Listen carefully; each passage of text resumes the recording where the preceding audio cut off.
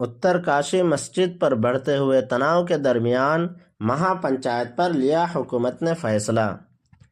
نئی دہلی۔ اتر کاشی میں دہائیوں پرانی مسجد کو لے کر بڑھتے ہوئے تناؤ کے درمیان اتراکھنڈ حکومت نے کہا ہے کہ اس نے 1 دسمبر کو ہندو تنظیموں کی طرف سے منعقد ہونے والی مہا پنچایت کی اجازت نہیں دی ہے، جس میں وہ مسجد کو گرانے کا دباؤ بنانا چاہتے ہیں۔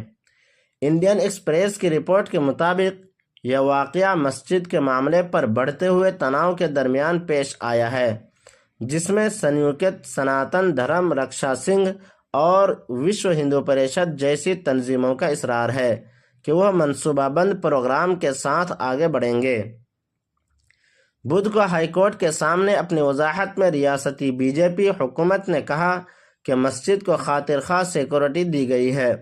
یہ تبصرہ ایک درخواست پر سماعت کے دوران کیا گیا۔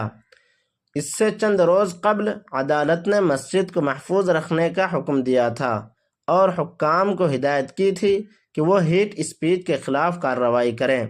واضح ہو کہ اقلیتی کمیٹی کے چیئرمین مشرف علی اور اشتیاق احمد نے اپنی درخواست میں مبینہ طور پر مسلم مخالف تقاریر پر تشویش کا اظہار کرتے ہوئے ریاست سے بھٹواری روڈ پر واقع جامع مسجد سمیت اقلیتی املاک کو تحفظ فراہم کرنے کا مطالبہ کیا ہے۔ عرضی گزاروں نے دعویٰ کیا ہے کہ مسجد وقف بورڈ کے تحت آتی ہے اور ان کے پاس اس کو ثابت کرنے کے ثبوت ہیں۔ 1969 کا ایک مبینہ سیل ڈیڈ اور 1987 کا gazette notification.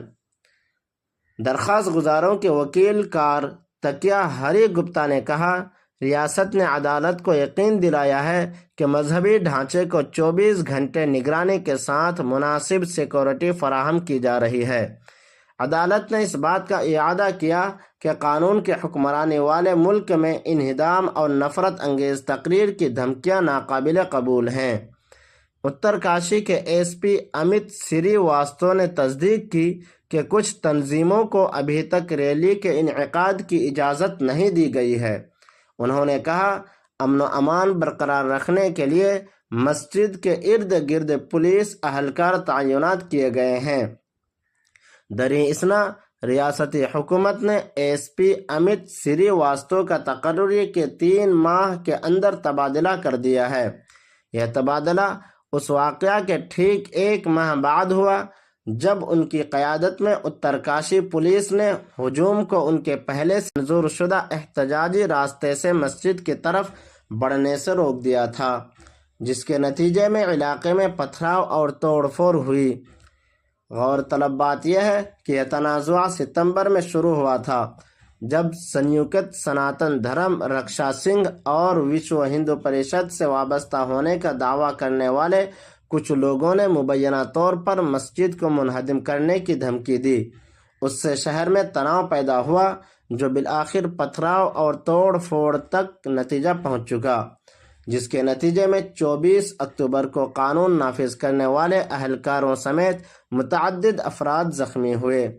Times of India کی رپورٹ کے مطابق 3 نومبر کو ایک بار پھر بدامنی پھوٹ پڑی، جب ایک اور احتجاجی ریلی پر تشدد ہو گئی۔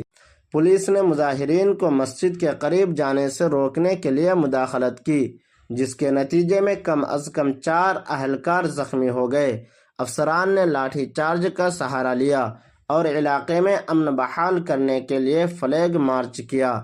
کیس کی اگلی سماعت 5 دسمبر کو طے کی گئی ہے۔